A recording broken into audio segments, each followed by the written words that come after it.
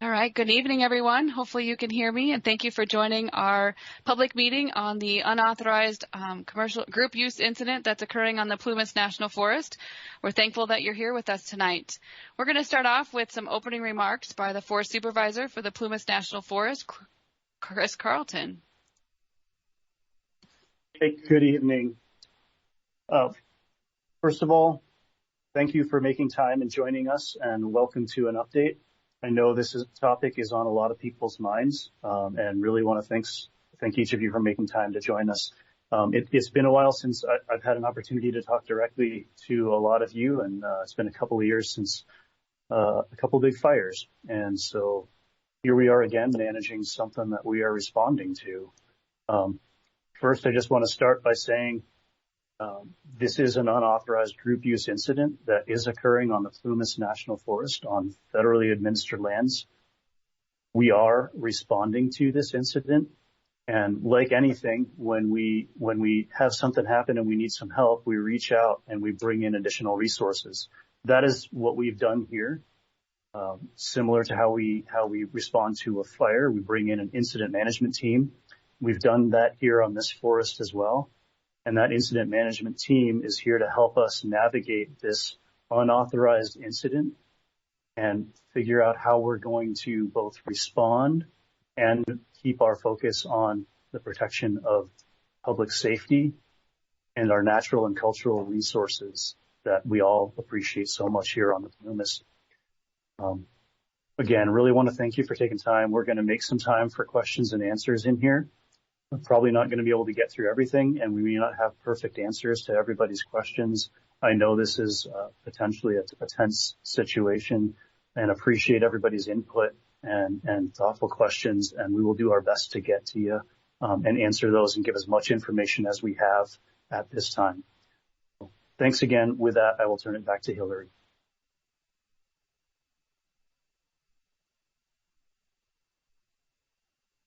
All right. Thank you, Chris. So next up, I'm going to present a presentation just kind of showing what we expect to happen. And my name is Hillary Markin. I'm the Public Information Officer for our National Incident Management Team, who is comprised of a lot of individuals who are familiar with these types of incidents. And so just want to kind of do a little demonstration or share some examples of what we've seen at other incidents that have occurred across the country, as well as some photos of what we are seeing currently out at the incident location. So this is when the rainbows choose a location, they call it kind of going home or welcome home. It's kind of their welcome to the gathering site. This happens early in the I can't talk tonight. I'm sorry about that. So this happens early in the incident that they start to establish their welcome home location, and they go through and start to develop the site. This is a map of the current incident location. It's located on the Plumas National Forest, as we've mentioned already, close to the border with the Lassen National Forest. We've kind of developed this outline of the footprint of what we believe will be the site footprint throughout the incident. They're starting to develop some camps, and I'll share some examples of what those look like. You'll notice that red line that goes across the map there, that is one-way traffic. So one of the things our incident management team is concerned about is ingress, egress, making sure that vehicles can pass through that location, and also making sure that they're parking in ways that we can still continue to get an ambulance through if we need to, get other vehicles through, as well as a fire truck if we need to respond.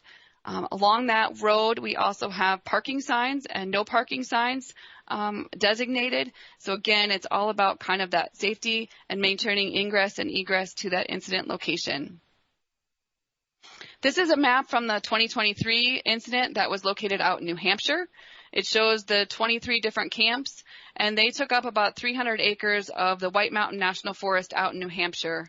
And our attendance last year was about 2,200 at the peak of the incident, which was on July 4th. We expect, more than that this year in California. We were kind of ballparking around 10,000 originally, but I think that's going to be less than that. And we'll continue to monitor that throughout the incident. And we'll be doing some daily status updates to share that information. Again, here's some more maps from the 2022 gathering, which took place in northern Colorado. And that one had about 10,000 visitors and was 1,350 acres, was kind of that bigger footprint. Parking, so these are some pictures of the current site location. You'll notice that they're parking, right off the roadway, and that's pretty typical that we see on a rainbow incident. And then as you go further along that road, you'll see the no parking signs along areas where it's tight. There's some photos.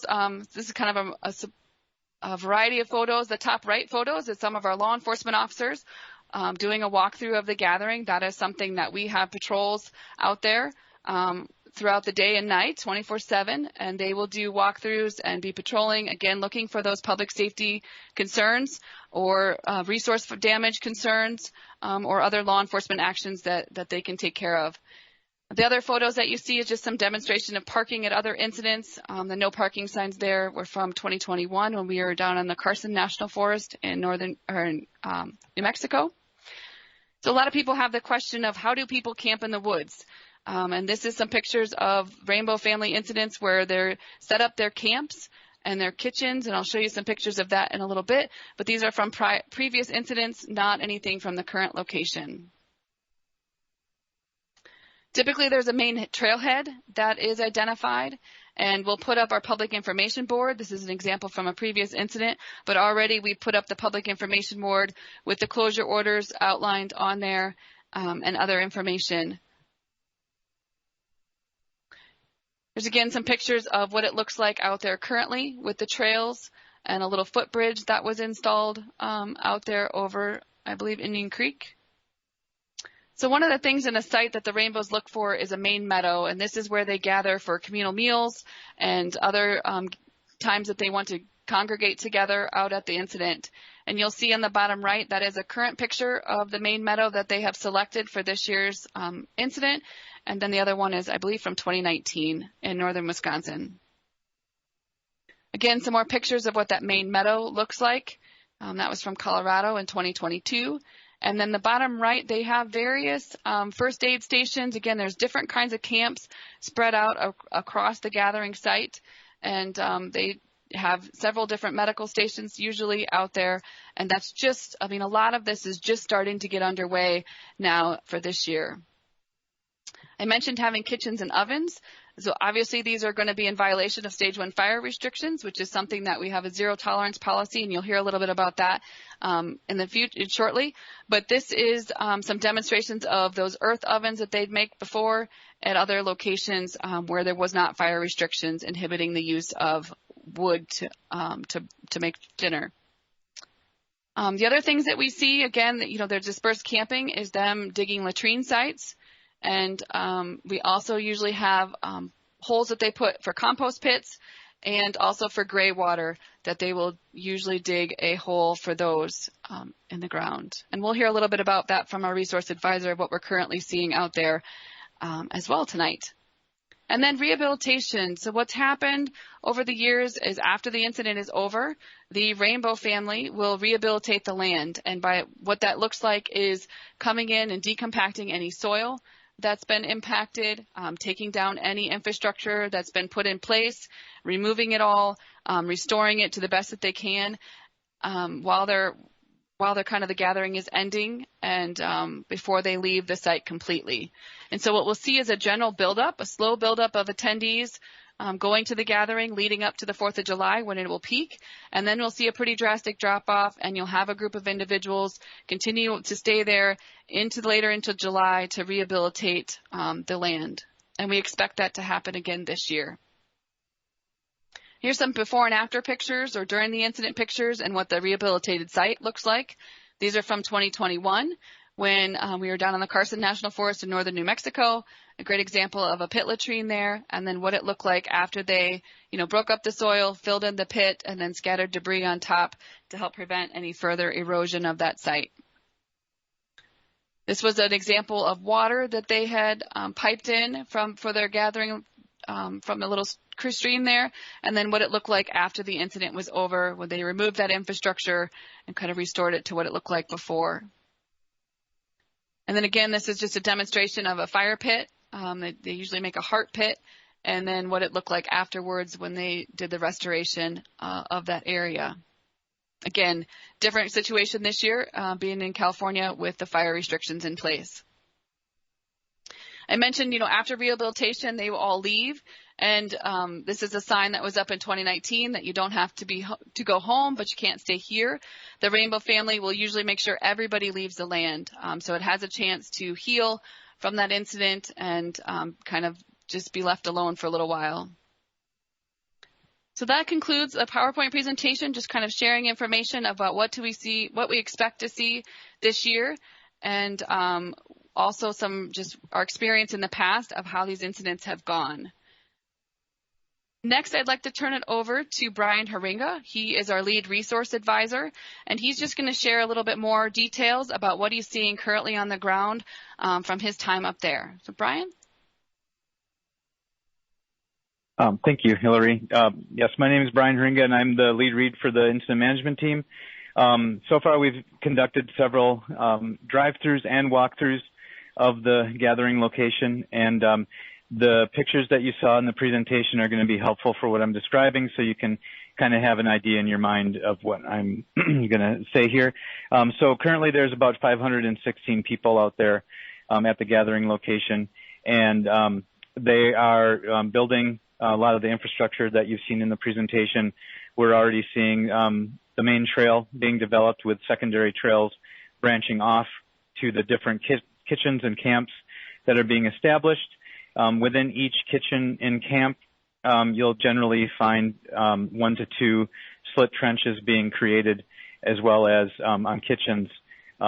You'll have one gray water pit and a compost pit associated with that.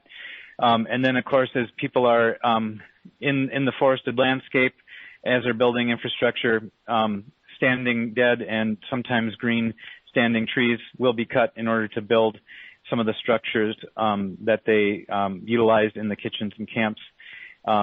Working through the incident area, we're also seeing vegetation being trampled and crushed by people as well as vehicles parking. Currently, there's about 177 total vehicles out there being parked within those designated areas. And as far as the individual, we have sensitive resources out in that area that include cultural sites as well as rare plant sites. Myself and the other resource advisors have been out at the site educating the incident individuals out there at the gathering about these locations.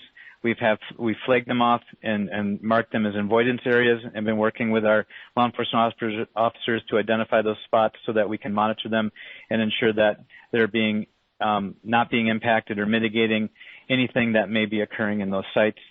As far as Indian Creek that runs through that area, there are water lines that have been placed in there to provide drinking water to the camp's kitchens and individuals. The piping or tubing system that they put in can extend several miles as the camps develop and expand, and often will branch off and create almost a spiderweb network of tubing. And so today, resource advisors and I went out and did some more GPSing of these locations, and we did start implementing our water testing regime, which includes some control sites above the gathering area, as well as places below to kind of capture any impacts that may be occurring to the water in that area. And the resource advisor team includes myself, but also local personnel that are well aware of the resources there, includes hydrologists, botanists, archaeologists, and other specialists that really know this land and can really help us find those resources and mitigate any impacts that we may come across. So that is what I'm seeing out there right now, and I will turn it over to our next speaker. Thank you.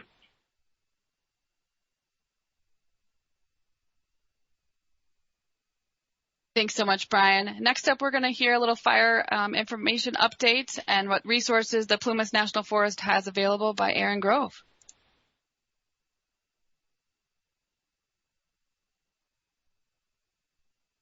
Right. Good evening, and thanks for joining us in the forum here to talk about what we got going on with the current fire situation.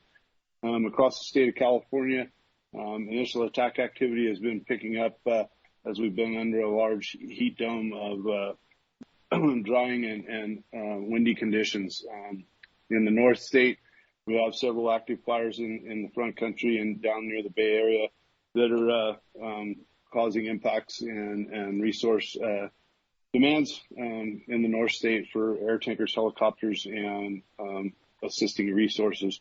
For the Plumas National Forest, lands representing Lassen County, Butte County, and Plumas County, state lands as well.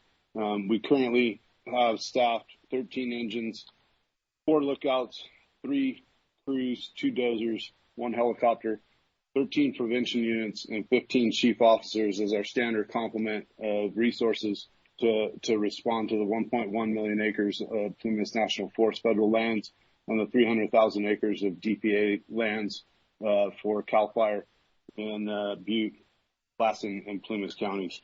Currently, we have an additional 17 engines in place, some assigned to the incident for fire protection, providing 24-hour protection on 12-hour shifts.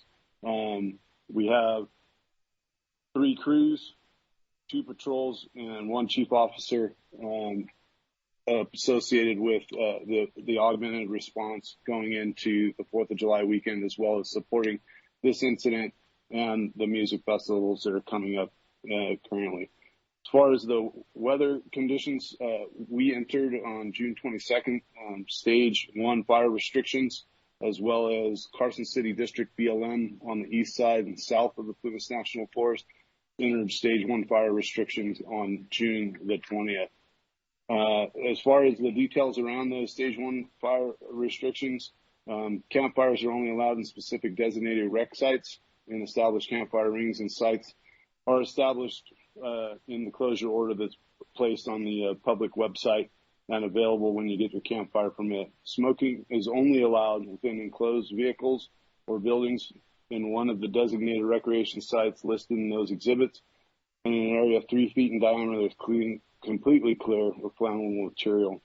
Additionally, internal combustion engines such as vehicles and generators may only be used on designated roads and trails. Boats are exempt. Chainsaw use for firewood is still permitted, but woodcutters need to ensure that they are checking the woodcutting status each day prior to cutting by calling the 800 number available on our website. As far as the current fire weather conditions we're dealing with, the forest fuel conditions are going to forecast to be in the 90th percentile, which is the start of when we start seeing large fire growth potential within the next week. Thus, the fire restriction upgrading and consideration of extra resources being brought in the height of this recreation holiday we're approaching. Currently, we are under some red flag warnings from 2 p.m. today till 2300 hours tomorrow for gusty winds and low humidity to the east side of the Plumas and to the Lassen Modoc unit and the Lassen National Forest. Dispatch is currently also staffed for 24 hours a day, providing law enforcement support and fire support, and all fires that are reported to the Plumas National Forest ECC have a full response that's being sent out to every call that we get with the available resources that we have. It's an end report from Plumas Fire Management. Thanks so much, Aaron, for all that information. Next up, we're going to go to our incident commander, Coda Witt.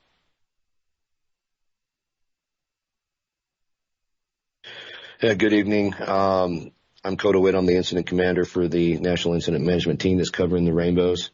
First, just want to give an update as far as what we have on the ground for those who have not been given that update.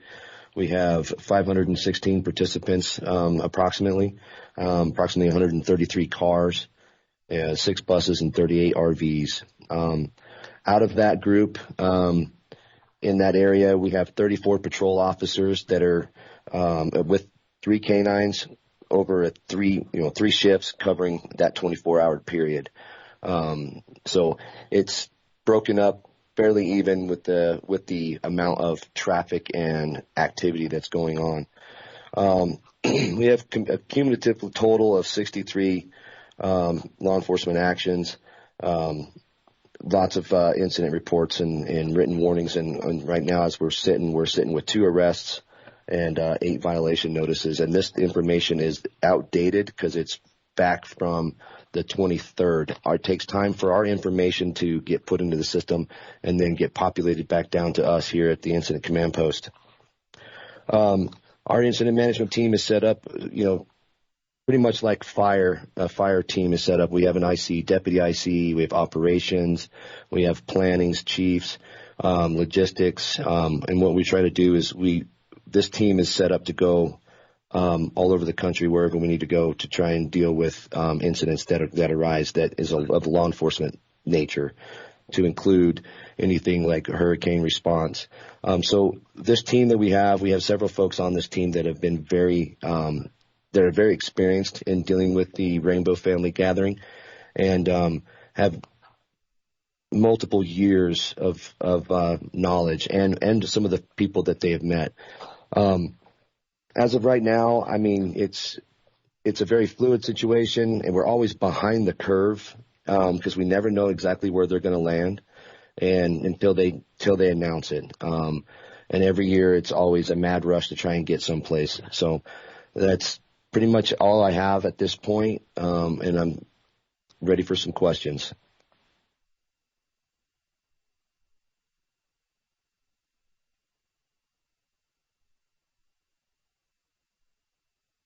All right, thanks so much, Coda.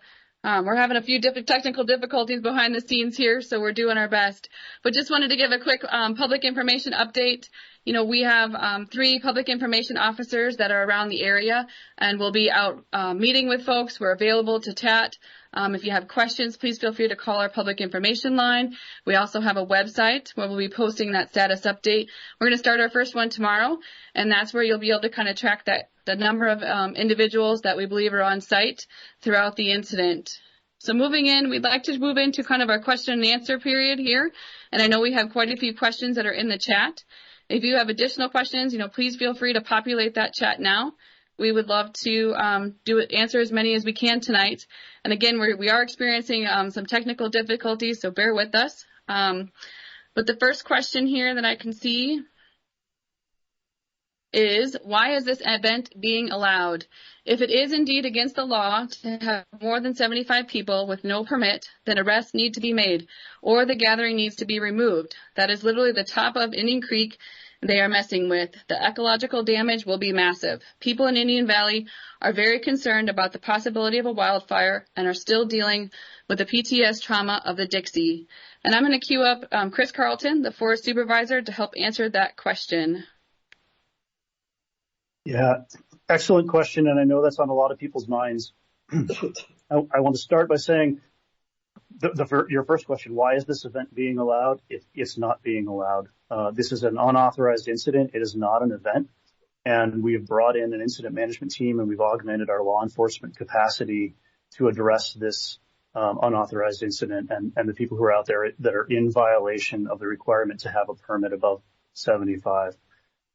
I think all of us on this forest recognize that we do appreciate a lot of the public uses that we have, and we really appreciate that all of our permittees and all of our authorized users work hard to do the right thing and work with us so that we can make sure we support our communities the right way. This incident is different, right? They do not have a permit. They have repeatedly not identified individuals who are we can work with to get a permit. And so right now, all we can do is respond to that. And that's what we're doing. You heard a little bit from, Coda about the law enforcement response.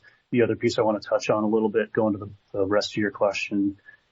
Yeah, absolutely. The natural and cultural resources there, especially in the headwaters of Indian Creek and Indian Valley are absolutely important. And, Brian Haringa and the Reeds, and we have a number of resource advisors out there as well from our forest staff as well, who know that area. And they're out every day working on identifying those resources, doing what they can to make sure that the people who are out there are avoiding those areas and then, making sure we're flagging off and trying to minimize any impacts. The last piece of that, you mentioned is about the possibility of wildfire. and the PTS trauma of Dixie. And I think many of us on this call remember that pretty clearly. And yeah, that is a very big concern. And as you heard Chief Grove talk about, we always bring in additional resources this time of year just because there's High Sierra Music Festival, a lot of other things going on. And we want to make sure that we do augment our already strong forest response for wildfire. You heard Chief Grove talk a little bit about, we are going to use a full response to any wildfire. We are in fire restrictions. And one of the things that we have communicated to the incident management team, and I know they're communicating to all the officers every shift, is there is zero tolerance for violations of that fire restriction that's put in place. And that was put in place because our indices reached it, right? That's this time of year, we go in at the same time generally as our neighbors to the north, and we go in forest wide, and that's where we are. So we are going to continue with that law enforcement response. We're going to continue enforcing our fire restrictions, and we're going to continue to be prepared for a robust and strong response to any wildfires. Thank you.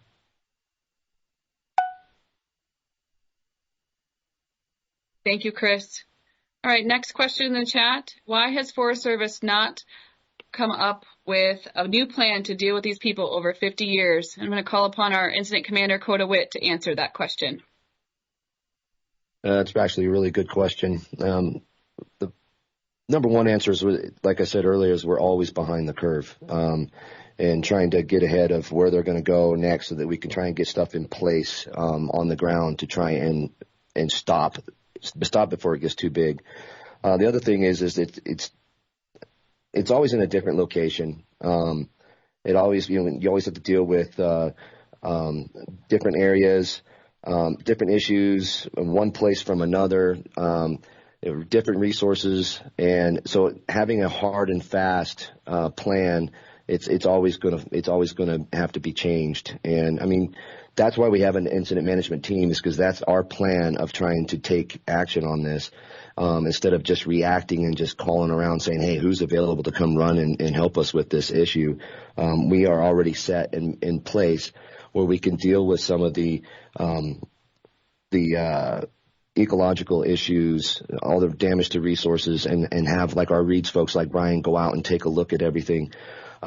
We are always still trying to better every time we go through this process. And I think this year, it's different than last year. And we've actually done some things better. And there's obviously some things that that aren't better, but that's because of where it landed. It landed in a spot that, and I understand all the years of fire here, it's been very bad. And so we're just going to try really hard to try and help protect this and try and learn and move forward. All right. Thank you, Coda. The next question is, what water quality monitoring protocols are in place, and how will party participants be held responsible for any impacts? And we're going to look to Brian Haringa to help answer that question.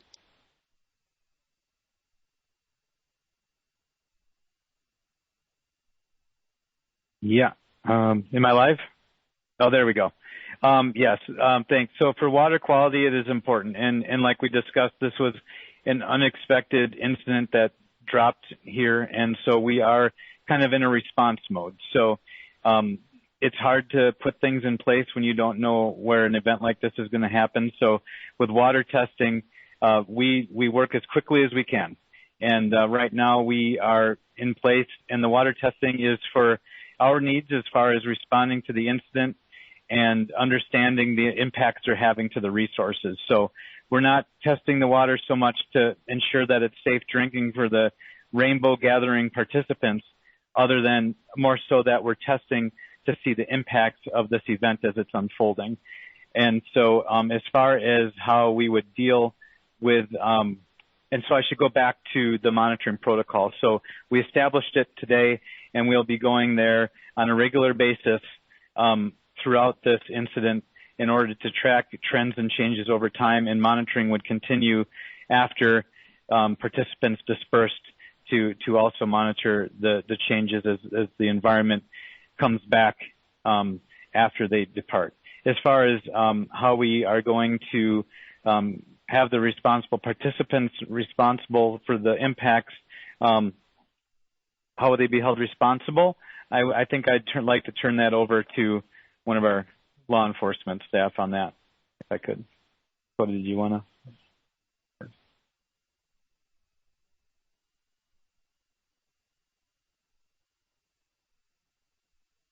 All right, you got me? There we go. Yeah, as far as the law enforcement side of this, there's zero tolerance for any kind of dumping, littering, polluting into the waterway. If we catch that and we see that, we will take immediate action on that. Putting any slit trenches or anything that's right next to the water, we mitigate that right away, and the people who put those in will be held accountable. Zero tolerance. All right, thanks, Coda and Brian. And I think the next one, Brian, is for you. Is there a source of seeds for the cleanup crew to plant? Perhaps culturally important species could be planted.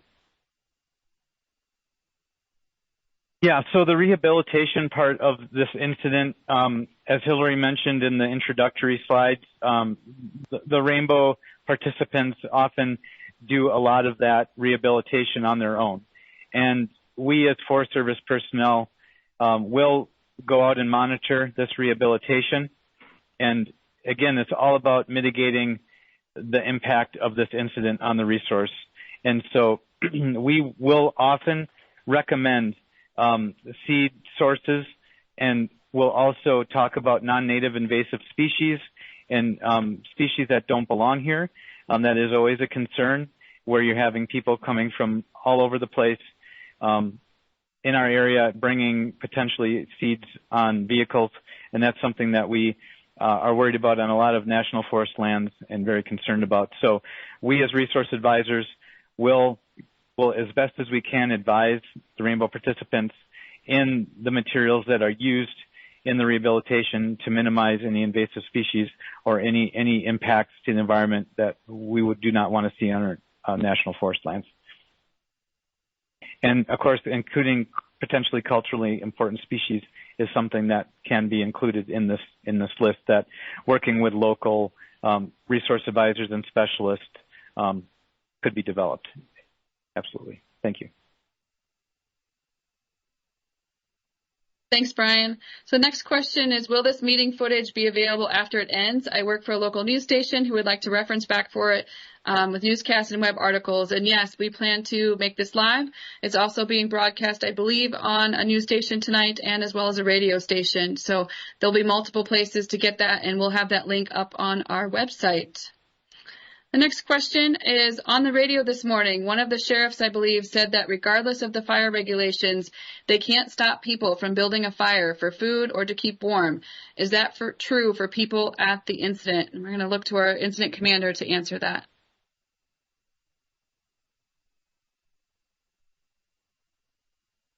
No, zero tolerance. No fire is going to happen. If they have a can of beans up there and they need to eat it, it's going to be a cold can of beans. We're not messing around with the fire restrictions. It's the same for everybody that comes in there, whether you're part of the Rainbow Gathering or whether you're part of the general public, whether you live right down the hill. Zero tolerance on that, and our officers are taking a hard line on it. You will be cited. So I don't know how to better get my point across on that one. Thank you, Coda. All right, the next question there. What mitigation tactics, if any, are planned to mitigate impacts to those who use the forest lands for livestock grazing and have animals on allotments? And we're going to turn to Chris Carlton, our forest supervisor, for that. Yeah, I'm going to start by first of all, great question. This area does have an active livestock grazing allotment, and not only does it have an active livestock grazing allotment, that allotment was impacted in the Dixie fire, and so we've already been working with the permittee to mitigate impacts from that. This is an additional impact on that livestock operation, and we have been in coordination with that livestock grazing permittee. It's a cattle allotment, looking at what other options might be available to mitigate some of the impacts. the reality is, again, this is an unauthorized incident. We did not have a lot of time to plan. We're trying to find a way to respond as best we can. I absolutely want to make sure we are prioritizing those valid existing uses of that public land, those people who are working with us to be authorized permittees. In this case, we have a livestock grazing allotment. There are a couple other allotments in that area. We also have an active logging operation going on that's getting some of the fuels out of the forest that we need to continue to work on. We know about wildfire risk, right? We've got an operator up there who's working hard to do that. And that's another resource that has been impacted by this incident, and we're working with that operator as well to try to mitigate those impacts. Unfortunately, again, we did not have a lot of time, and so we're doing the best we can in the time we got. We've got the law enforcement and the incident management team up there, and they are enforcing and citing violations. But in the bigger picture, we're just going to have to keep working with our individual permittees and do what we can to mitigate those effects. And I know how important those operations are for the operators as well as for our communities. All right. Thanks so much, Chris. And the next question is for you as well. And the question is, do you need volunteers to do anything to help? Well, I'm going to first say thank you. I know my phone number's been put out there, my cell phone number, and I've received a bunch of calls. And so the first thing I want to do is say thank you. I've not been able to respond to a lot of them. As you can imagine, it's been a pretty busy few days. But I do listen to everybody who calls in. And one thing that is helpful is always hearing what people are thinking, where the concerns are, so we can make sure that the incident management team is doing all that they can to respond, with what they got on those highest priority areas.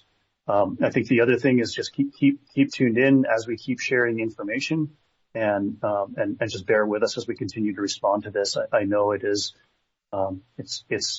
it's difficult to feel maybe like, there are people who would like to see stuff happen either, immediately or different tactics or something happen. And I understand that, but we have an incident management team here with experience to manage similar incidents, and we're working with them and taking their advice and counsel and adding in our forest perspective from our specialists, around, wildfire and natural resources. So just your continued input is appreciated. That's really helpful. And then just, that team's, supporting that team as they continue to do that job up there. So thank you. Thank you, Chris. All right. Next question up, we're going to go back to Brian for that one. And these are headwaters of a critical watershed that provides a livelihood for countless communities. I've been told by Rainbow Family Kitchens that they use bleach for sanitation practice, then dump the bleach directly into the ground and sometimes into the water, our headwaters. Brian? So yes, the rainbows do a lot of, well, they're living out there. So there's kitchens and the normal things that happen when you live in a place. And it seems, can you hear me okay? My computer's telling me to unmute. You're good, Brian. I can hear you. Okay. Excellent. Sorry about that team glitch. So anyway, back to the bleach question. So there, I have noticed there are, certain kitchens in that do contain, what I've seen as, bleach solutions.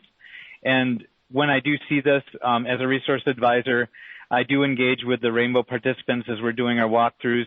We do have criteria that we follow that tries to mitigate these impacts to the environment. So when I have an individual there that I'm able to speak to, I do talk about not using these chemicals in the environment, not pouring them into the gray water pits. We do messaging as far as distance from water, as far as setting up their camps and kitchens, their slit trenches, their latrines in the pits. And when we do see that they aren't conforming to those mitigations, we do try to message that and work with them to move it. As I said earlier, we're responding to this. Oftentimes when I go out, these structures are already in place. So we're working for compliance as far as moving these things and for not utilizing things such as bleach and pouring them in the water. So that is definitely on my list as far as resources of concern when we're out there and monitoring this incident. Thanks so much, Brian. All right, the next question is for Chris again. Is there any expected impact to campers at the wreck sites located around Antelope Lake, such as Lone Rock Campground? Would those campsites operate as normal during the incident and upcoming holiday week? Yep. Can you hear me okay? I have the same little unmute warning. Okay. You're good, Chris. All right. Okay, thanks. Yeah, so in terms of impacts to campers, no, we do not anticipate any campers. We're going to do everything we can to make sure that those who have either reservations or are attempting to use U.S. Forest Service facilities on the Plumas National Forest appropriately have every opportunity to do so. We will continue to work closely with our concessionaire, Royal Elk, who operates the sites at Antelope Lake. We know that is an extremely popular area. I also know that we've already had some challenges because we're redoing the Antelope Lake Road. And so, I know this is kind of adding more stuff on top of that. That said, we are working hard to make sure that there are not going to be impacts to those of you who are getting up there for the holidays over Antelope Lake. And that's one of our primary focuses. Great. Thanks, Chris. All right. The next one is going to be for Aaron. You mentioned 90th percentile fire conditions and the red flag warnings. Is it really at the 90th percentile at the Pierce Ross station closest to the gathering? And isn't the red flag warning for the valleys rather than the higher elevation area of the gathering?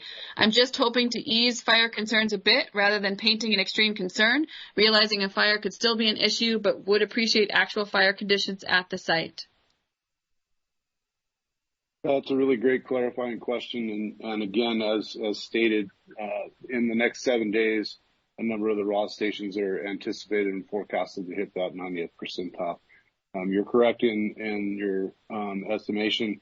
It is high elevation up there and that we're still experiencing green up in some of the higher elevations as well as still getting snow melt in those areas. You're also correct in your statement, as mentioned and stated earlier, that the red flag warnings were for the east side, and the message there was some of those access points into the incident may be experiencing some different type of fire behavior concerns for those that are traveling in the 395 corridors and through those national forests that are in those areas and making access up the Janesville grade and through those CAL FIRE lands. And so appreciate that clarifying question. The fire danger on the site and at the site is different at that elevation and is reflected in some of the considerations that are being taken around how the incident's being managed on the top half versus some of the other points of the forest that are being managed with the incoming resources. Thank you. Thanks so much, Aaron. So next question of how many acres will be used for this gathering. So we're constantly collecting that data. Our current footprint that we see on the map that we showed earlier is around 900 acres. That doesn't include buffers for the roads in that area. So it's not that they're spread out across that whole acreage right now. It's just kind of what we're anticipating and buffering for the roads and the impacts to the parking and things like that you're going to see. And so we'll be, again, collecting that data, publishing updated information via status updates.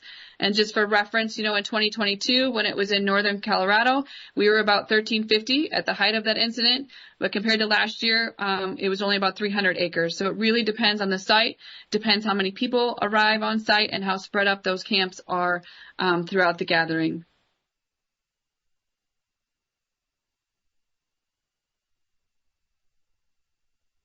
All right, so the next question we're going to go to is why is an illegal water diversion being allowed? Not only being allowed, but you are testing for them.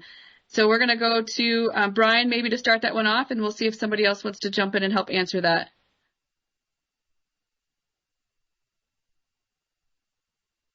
Thank you. As I mentioned in one of the previous responses to, I think it was during when I was discussing with water testing, we're not testing for them. We are testing and monitoring the water in response to this incident and responding to the potential impacts that this is happening to our waterway.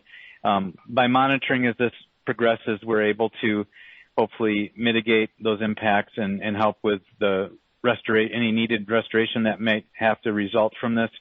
and mitigations there. So again, we're not testing for the rainbow participants directly. This is in response to them being there. And I'll pass it over.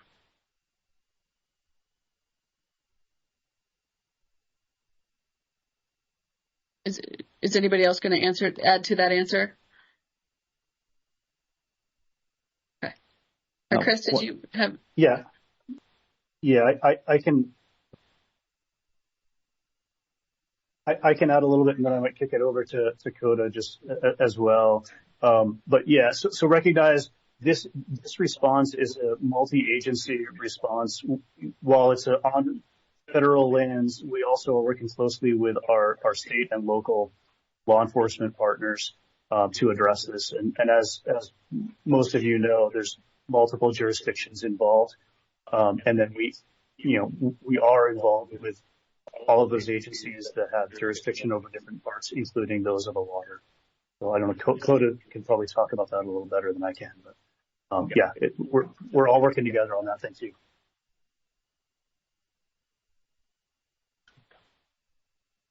Yeah, and I have to agree with Chris there. I mean, law enforcement, if the water is being diverted and there is a loss of water that's coming out of that area that would impact the resources, there's definitely a violation there, and we will take action on that.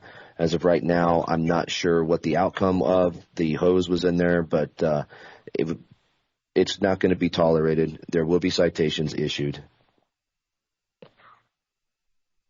All right. Thanks so much, gentlemen. The next question here, we're going to go back to Chris, is why didn't the Forest Service consult with the Maidu Indians or the Susanville Indian Rancheria? Yeah, I'll go back. I'll go back to this is an unauthorized incident. We did not have any notice that this was going to happen on the Plumas National Forest. I know that the Maidu and Susanville Indian Rancheria have both been actively engaged in sharing their comments and concerns, and we are taking those very seriously. Those have been relayed at all levels of the agency, and they've been relayed to the team. I know that Brian is working closely with the tribes as our forest employees to make sure we're capturing those, and when people are out there monitoring, those are some of the things we want to make sure we're looking for. We also invite any of the tribes to if we have ways to have some of the tribal members join us as resource advisors. That's something we do on fires, and we're absolutely willing to do that, and we want to do that on this incident as well.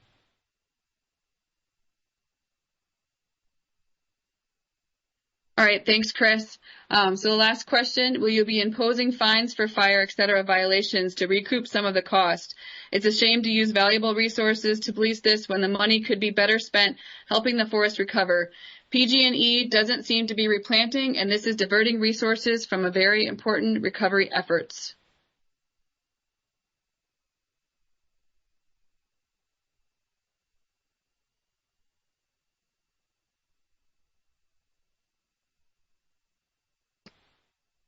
Was that to me? Nope, that was to Chris. Sorry, I can repeat the question. And Chris, you're still live. So Chris, will you be imposing fines for fire, et cetera, violations to recoup some of the costs? It's a shame to use valuable resources to police this when the money could be better spent helping the forest recover. PG&E doesn't seem to be replanting, and this is diverting resources from a very important recovery efforts. Yeah, so I'll start with absolutely it is diverting resources from a lot of other stuff we need to be taking care of. And that's really unfortunate. This forest has been spending a lot of resources on both recovery as well as reduction of risk to our communities that haven't been impacted by wildfire. The last thing we need is an additional demand on resources that are already thin. So, yeah, fair point, and we're dealing with that as well. As far as the imposition of fines, I'm going to hand that over to Coda to talk about. Yeah, as far as any of the fines, any of the citations that we issue, we're going to be seeking, fines, restitution for that. And if we can do cost recovery, that's a bonus for us. And we always, just like with fire, we always like to get cost recoveries, to help us with all of the extra manpower and equipment that was used to work on that incident.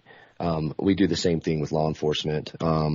So yes, we will be putting, hopefully the AUSA's office will work really close with us. We've got a good relationship with them, and we should be seeking that.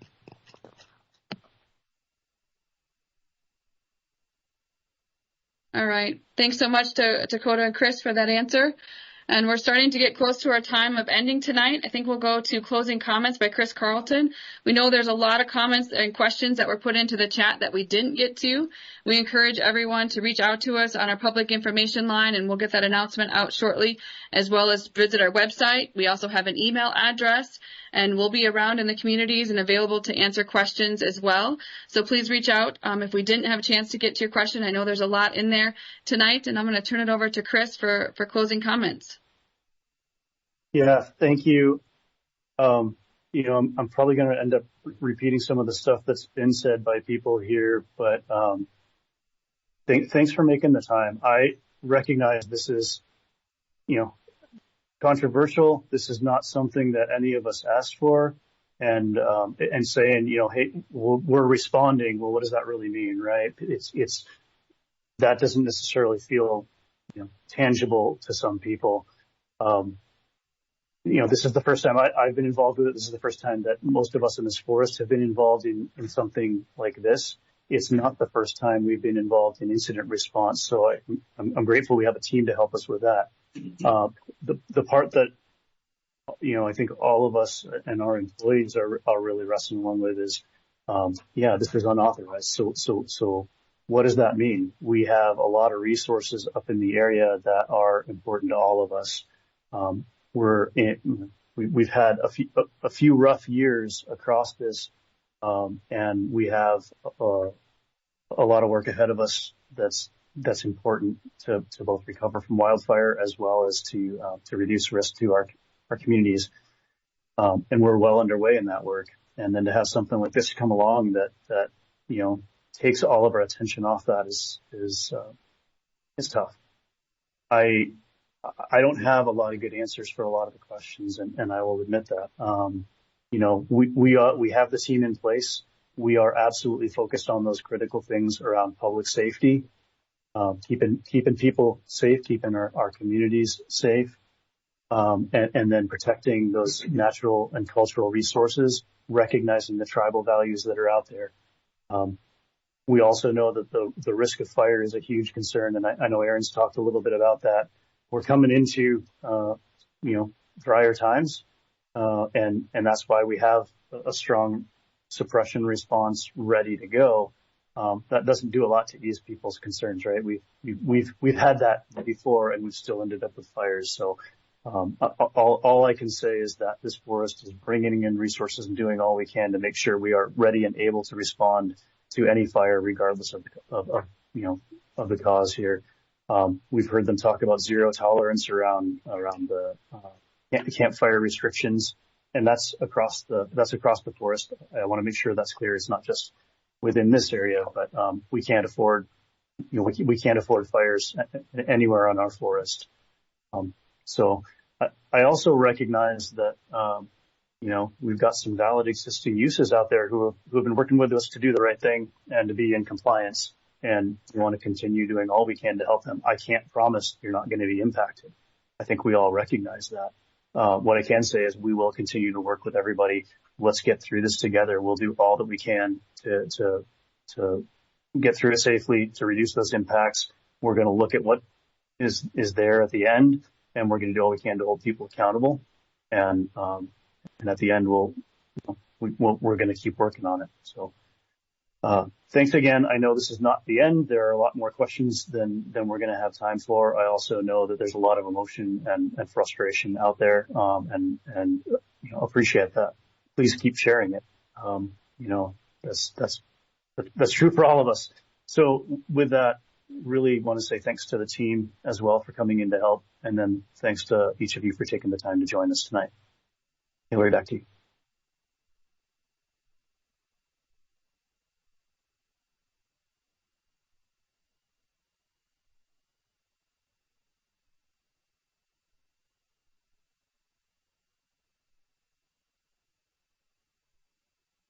Thank you. And look, there was muted. You guys could see my lips moving. So again, apologizing for the issues tonight that we've had with computers. We had 2 computers go down as we were publishing this live event. So our apologies again. We did put the public information line in the chat there. And I will also put in there our website. If you're not available with where that is, that's where we'll be posting those status updates regularly. And you can kind of track along with us. And we again appreciate you taking your time to join us tonight. And we hope you have a great evening.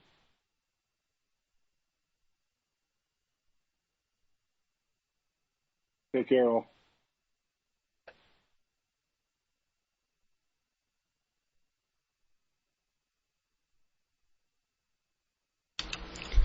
All right. Thank you for joining us for this live broadcast of the Plumas National Forest virtual town hall on the Rainbow Family Gathering unauthorized event near Antelope Lake. This broadcast was recorded and will be available for your review on SierraDailyNews.com. We will now return to your regularly scheduled programming, Sierra's Best Country on 93 JDX and the Lars Larson Show on 1240 KSUE. I'm Amanda. Have a good night.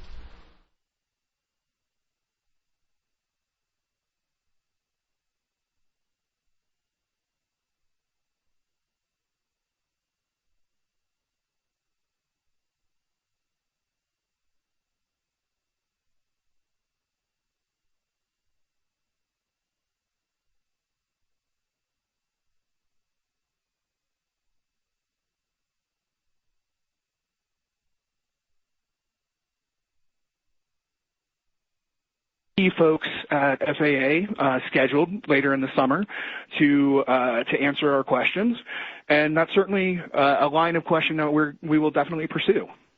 Are you going to get the chief diversity officers, since we can almost be assured that the FAA has 1 or 2 diversity officers? Yes, yes, we are, people, I don't know that that's their official title, but they are folks that were tasked with increasing diversity at the FAA. We're definitely talking to them. Yeah, and I don't know, is it even possible to dive into the metrics of the FAA and show these newer hires hired under a different basis are showing more errors than the hires who actually were hired based on competence? So, interestingly enough, the FAA claims not to track that kind of data. What? You gotta be kidding me. That's the representations that they've made. They could be, it's lawyer on lawyer, so they could be finessing things a little bit, and we didn't ask it, and the exact proper way with the exact proper title, and so they're hiding it that way. We don't know, but they claim that that's not, they don't keep those kind of records. Now, I'll tell you just anecdotally, my co-counsel, Mike Pearson, is a former air traffic controller before he became an attorney, and he's got his connections, and he has heard anecdotally that the classes that were subject to this DEI hiring are amongst the worst out there. Well, it sounds like it. Sean, go out and look it up online. Air traffic controller, looked it up on Google. I guarantee you, well, it might not add to your case, but it'll certainly make you laugh, I guess, in a very dark way. That's Sean Nation, who is an attorney with Mountain States Legal.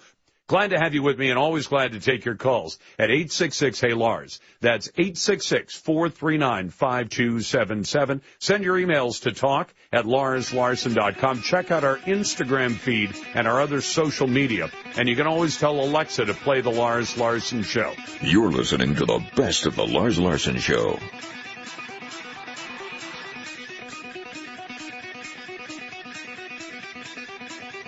The Lars Larson Show.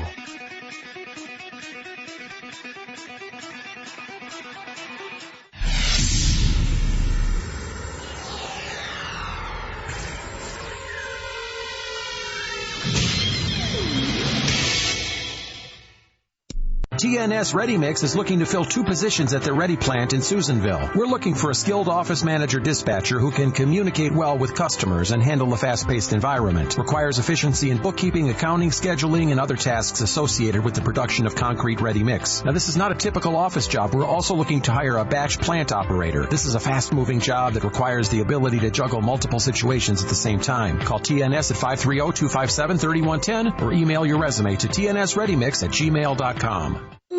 Do you lose sleep worrying about storing your precious cargo? Check out Diamond Crest Mini Storage and start sleeping better. They have an on-site manager, security cameras, and a coded locked gate for after-hours access. Get a bodyguard for your stuff and better sleep for you. Diamond Crest Mini Storage on Dioro Lane in Susanville. Great rates and all kinds of unit sizes to choose from. Diamond Crest Mini Storage in Susanville. Call 257-2441 today and sleep better tonight. Attention, Plumas Sierra Rural Electric Shutterbugs. Get your photo on the cover of PSREC's edition of Rural Life magazine. PSREC distributes more than 7,000 copies of Rural Life each month to members in Plumas, Sierra, Lassen, and Washoe counties. Up to 6 amazing photos will be chosen. Winning photos will be featured on one cover of the PSREC's Rural Life magazine following the annual meeting in September. Winners receive a $100 credit on their bill. Look for complete details online at www.psrec.coop. Caltrans are asking motorists to please avoid the County Road A13 at State Route 36 intersection just east of Chester, as paving operations are underway. The site is under 24-hour traffic control, which will continue through the 4th of July holiday. Delays of 20 minutes or more are expected with incoming heavy traffic. Please visit Caltrans Quick Map to avoid long delays. Quick Map is on the web or you can download the app. Please slow down in construction areas and remember to be work zone alert. This was a message from the California Department of Transportation. When Featherlight of Reno says, we're more than you think, what does that really mean? Well, it means more quality selection in trailers, tractors, and side-by-sides from the best names in the business. Trailers from Featherlight, Trails West, Big Tech, Summit, and Cargo Pro. Tractors from Mahindra, the reliable tractor of Tough, and Roxor, the heavy-duty off-road side-by-side. Featherlight of Reno is the area's only Mahindra dealer, and we're consistently recognized as a premier sales leader. You'll get more knowledge at Featherlight of Reno, with an experienced staff that knows the ins and outs of everything we sell. And with that knowledge comes more service during and after the sale. And here's the big one. You'll experience more appreciation for your business because we're part of the community we serve and have been for over 25 years. At Featherlight of Reno, you'll get the good stuff. Great selection, outstanding service, and solid appreciation for your business. Featherlight of Reno. We're more than you think. If you haven't heard about the tax increase on guns and ammo effective July 1st, crawl out from underneath that rock and pay attention, because Honey Lake Firearms is here to save you about 11% on your next gun or ammo purchase. Why? Because we really enjoy doing anything possible that tells Sacramento to go piss up a rope. Make your purchase on or before June 30th and take up to 45 days to pay. You heard me right. Honey Lake Firearms is giving our customers a 45-day payment plan that will save you bank. Make your purchase on guns or ammo before July 1st with a few dollars down, pay your balance within 45 days, and have the pleasure of handing Sacramento the rope to piss up. The staff at Rupin, Maine would also like to encourage you to join the California Rifle and Pistol Association, an organization that fights every day to preserve your Second Amendment rights. Check out Honey Lake Firearms, where we're too damn stubborn to quit, and do what we can do to piss off Sacramento. At the corner of Rupin, Maine, or call 252-1199. Did you know Payless Building Supply has been serving the North State community for over 50 years? And did you know our yards are open to everyone, not just the contractors? What we really love is helping you, the homeowner. Summer is here, and Payless has some hot deals on decking that won't last long. If traditional redwood is your style, we have 2x6 economy redwood decking for only 69 cents per linear foot, sold by the unit, or 2x6 Common redwood decking starting at $179 per linear foot. If you're looking for a low maintenance option, then look no further than our 1x6 Envision Premium Ridge decking for an everyday low price of $229 per linear foot. Need to add a few finishing touches to your deck? Ask about our Regal railing and TWP stain. With locations in Chico, Anderson, Susanville, and our door and millwork shop in Oroville, Payless is here to help you with all your building supply needs. Give us a call, stop on by, or visit PaylessBuildingSupply.com. Why pay more when you can pay less at Payless Building Supply?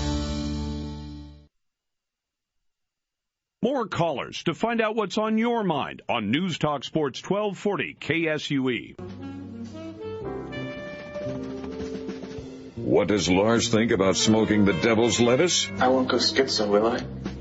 It's a distinct possibility. Now it's time to take a hit of Lars Larson. You're listening to the best of the Lars Larson Show. Welcome back to the Lars Larson Show. It's a pleasure to be with you, and I'm always glad to get to your phone calls and emails. You know, it's becoming kind of maddening for me that Joe Biden and all of his other surrogates like Kamala Harris and Pete Buttigieg run around the country and sometimes run around Washington, D.C. and say, oh, no, don't believe your lying eyes. Crime is down in America under Joe Biden. It's safe, as Pete Buttigieg, the transpose secretary, who doesn't exactly do an admirable job on transportation. So he's out telling stories about how Washington, D.C. is a safe place to be because I can walk my dog to the White House. Well, he has a full-time security detail, and that might make a little bit of a difference. But I thought I'd put it to our friend Dr. Curry Myers, who's a criminologist, former sheriff, and former state trooper. Dr. Myers, welcome back. Always a pleasure to be on your show.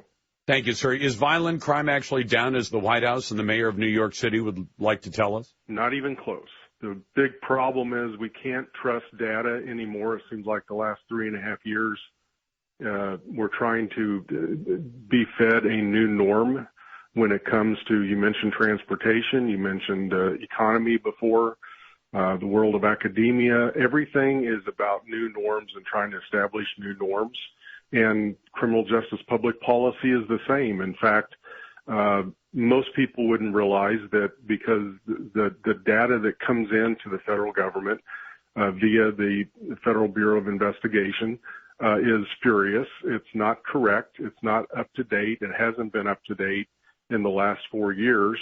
Anywhere from 35 to 40% of police agencies in America do not contribute 1% of any of the crime data. In fact, places like Florida have only provided 8% of the crime data, Pennsylvania 9%, New York State 24%, Maryland 38%, California not even half, Illinois and New Jersey a little bit more than half.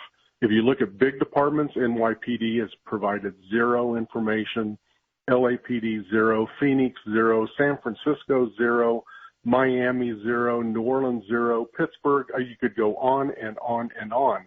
Well, if we're not seeing the correct information on crime data, there's no way in the world you can use that information to say anything about where crime is standing. And in fact, the National Crime Victimization Survey, which is also put out by the Department of Justice, indicated last year that that there was a 44% increase in violent crime. And that doesn't take into account key assumptions that I've talked about now for a long time. Some of those key assumptions are 44% increase in police officer retirements, which could affect crime because we about 20% of those are not coming through the pipeline. So we're down 20% nationwide in police officers. That's going to affect crime. We have an open border policy in many cases where crime is not being detected. So that's going to affect crime. And we've had decriminalization on crime, which means we've actually no longer have police responding to crimes that used to be against the law. And in many ways, as somebody who used to work the street, it wasn't uncommon for a police officer to come to an initial crime and find other violations of crime, sometimes very, very serious. So this gets back to more of a societal issue. And I just released on my Substack today about the okophobia that's going on in our country, which is this abnormal fear or hatred of one's own home and culture. And it seems to me that everything that the left is doing now is about not representing true American values and principles, and we're trying to tear those down. Well, I guess I was thinking about it when you were a sheriff. I mean, if you'd said, hey, I'll make sure we get the shoplifting numbers down, and you just tell your officers, stop arresting people for shoplifting and don't take reports of shoplifting, and pretty soon the local stores will find out, yeah, we called the sheriff, and he won't even take the report of the crime, so the crime just disappears from the stats. How much of this is by design, Dr. Myers? I used to think this was an unintended consequences. I no longer, and for the last couple of years, I believe these are intended consequences because they want to keep crime. Number one, the enforcement of crime has become racial, and the enforcement of crime has become bigoted. And they cast the entire criminal justice system and to be systematically racist and bigoted. That's the first thing and foremost. The second thing is, from a political point of view, it's not advantageous for police officers to be out arresting people because it makes cities and counties and states and the federal government look bad if crime goes up. So the weaponization, the political weaponization of law enforcement in criminal justice should never occur because it has an impact on the safety and the security of Americans. And that just cannot be tolerated. No, it can't. I'm talking to Dr. Curry Myers, but Dr. Myers, let me point this out. You're familiar with this most recent case of this guy, Dexter Reed in Chicago, who got shot to death? Yes. Okay, so here's a guy who last July showed up in Chicago at some festival, and he was carrying a gun illegally and was charged, and then he's pulled over in a traffic stop. And if you listen to most of the major media, for example, USA Today said seatbelt violation ends up with black man dead on Chicago street after cops fire 100 bullets. And they leave out Mr. Reed's prior, criminal involvement with illegally carrying a gun. They leave out the fact that when he was pulled over, he could have simply handed over his license, his registration, his proof of insurance. Instead, he started to roll up the window, and then he shot one of the cops in the arm. And at that point, the cops naturally shot back. But if you leave all that out, it's just seatbelt violation leads to black man dead in Chicago. Police fire 100 rounds. And that's the way it's being portrayed to people. And they'll say, oh, my goodness, a black man can't drive down the street, and if he doesn't have his seatbelt on, he's going to get shot to death. No. If you shoot a cop, he's going to shoot back if he can, right? That's exactly correct. And one could make the argument that this person, if they would have been arrested and received the full force of the law, including not being allowed out on bail potentially, then he may not have even been in a position to commit these criminal actions and end up dead himself. Now, there are laws on the books that, and police, let me have probably a news flash for people. Law enforcement does not determine what laws are going to be enforced. The states determine what kind of laws are going to be enforced, and then law enforcement goes out and enforces those laws. And when you commit a traffic infraction, if you don't do anything about it, it's called focused deterrence in anything that we do, then people are not going to pay attention to laws.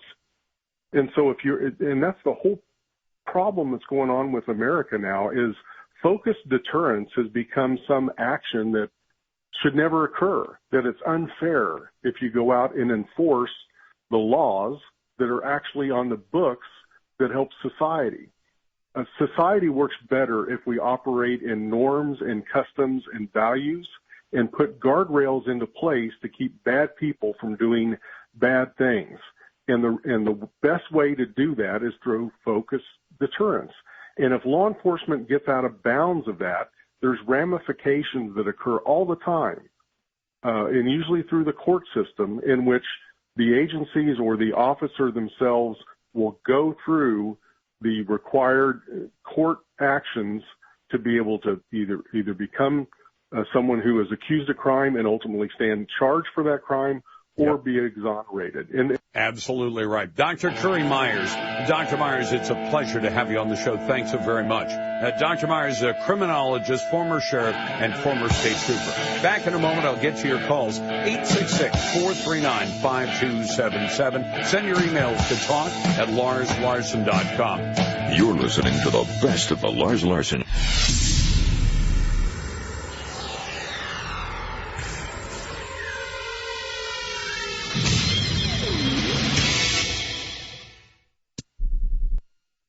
Think about it. How prepared are you for the unexpected? Emergencies strike without warning, and we all know something big will be thrown at us soon. Being prepared makes all the difference. This means having a reliable food supply stored to use during tougher times. That's why at My Patriot Supply,